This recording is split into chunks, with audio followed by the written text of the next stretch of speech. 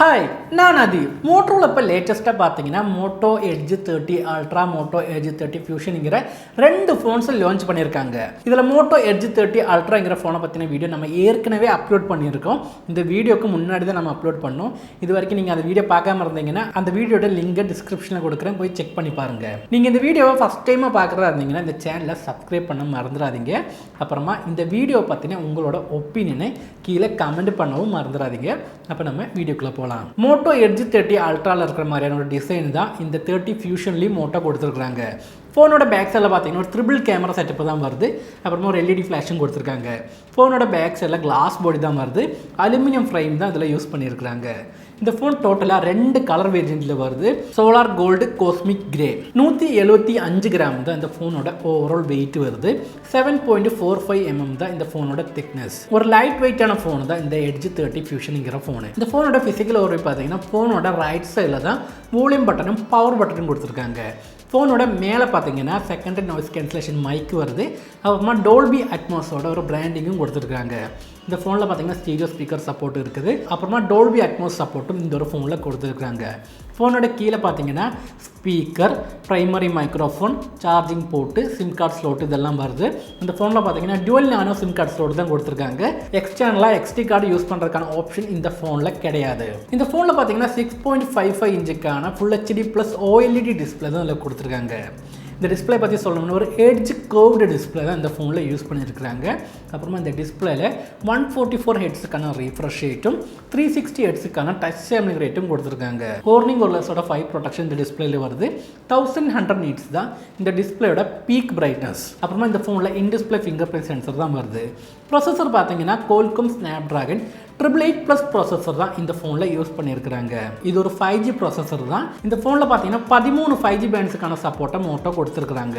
LPDDR5 RAM type தான் இந்த ஃபோனில் வருது. UFS 3.1 ஸ்டோரேஜ் டைப் தான் இதில் கொடுத்துருக்காங்க. Out of the box Android 12 தான் இந்த ஃபோன் வருது. மோட்டோட எல்லா ஃபோன்ஸ்லையுமே close to stock Android experience தான் இருக்கும். இந்த ஃபோன்லையுமே அப்படியே தான் கொடுத்துருக்காங்க. ஒரு ஸ்டோக் Android தான் இந்த ஒரு ஃபோன்லையும் வருது.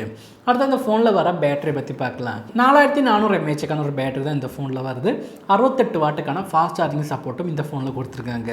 Moto Edge 30 Ultraல 125 வாட்டுக்கான ஃபாஸ்ட் சார்ஜிங் சப்போர்ட் இருக்குது. ஆனால் இங்கே 68 வாட்டுக்கான ஃபாஸ்ட் சார்ஜிங் சப்போர்ட் தான் கொடுத்துருக்காங்க. இருந்தாலும் பரவாயில்ல, இதுவுமே ரொம்பவே ஃபாஸ்ட்டாக சார்ஜ் ஆகும். அடுத்து அந்த ஃபோனில் வர கேமரா பற்றி பார்க்கலாம். ஒரு 50 மெகா பிக்சலுக்கான ஒரு ப்ரைமரி கேமரா இந்த ஃபோனில் கொடுத்துருக்காங்க.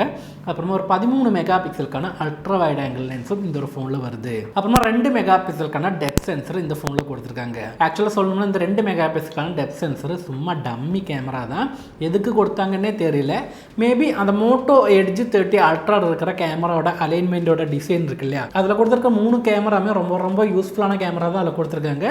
அதே ஒரு டிசைன் இங்கே கொண்டு வரணும்னு சொல்லி தான் இந்த 2 மெகா பிக்சலுக்கான டம்மி கேமரா அதில் கொடுத்து 3 கேமராவை கொண்டு வந்திருக்காங்க. இந்த ஃபோனில் பார்த்தீங்கன்னா 4K வீடியோஸ் நம்மளால் 30 ஃப்ரேம் பர் செகண்டில் மட்டும்தான் ஷூட் பண்ண முடியும். ஃபோனோட ஃப்ரண்ட் சைடில் பார்த்தீங்கன்னா ஒரு 32 மெகா பிக்சலுக்கான செல்ஃபி கேமரா தான் கொடுத்துருக்காங்க. இந்த ஃபோன் பார்த்தீங்கன்னா ஒரே ஒரு ஸ்டோரேஜ் வேரியண்ட்டில் மட்டும்தான் வருது.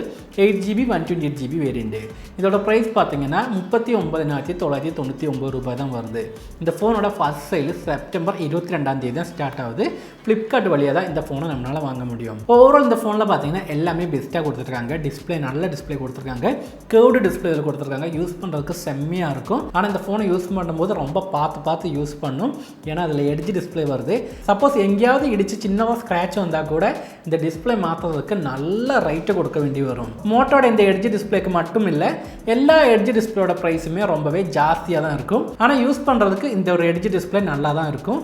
ப்ரொசஸரும் பார்த்தீங்கன்னா நல்ல ஒரு ப்ரொசஸர் வருது. அப்புறமா 13 5G பேண்ட்ஸுக்கான சப்போர்ட் இந்த ஒரு ஃபோனில் கொடுத்துருக்காங்க. பேட்டரியும் பரவாயில்ல. அப்புறமா ஃபாஸ்ட் சார்ஜிங் சப்போர்ட் 68 வாட்டுக்கான ஃபாஸ்ட் சார்ஜிங் சப்போர்ட்டில் இருக்குது. அந்த சார்ஜரை பாக்ஸ்லேயே நமக்கு தராங்க. ஓவரால் பார்த்தீங்கன்னா இந்த ஃபோனில் எல்லாமே நல்லா தான் இருக்குது. அந்த 2 மெகா பிக்சலுக்கான டெப்த் சென்சரை எடுத்துகிட்டு ஒரு நல்ல டெலிஃபோட்டோ கேமரா கொடுத்துருந்தா ரொம்பவே யூஸ்ஃபுல்லாக இருந்திருக்கும். ஆனால் மோட்டோ இங்கே பண்ண கிடையாது. 2 மெகா பிக்சலுக்கான டெப்த் சென்சரை கொடுத்துருக்காங்க. அதை வச்சு என்ன பண்ணுறதுன்னு தெரியல. இந்த ஃபோனை பற்றின உங்களோட ஒப்பீனியனை கீழே கமெண்ட் பண்ணுங்கள்.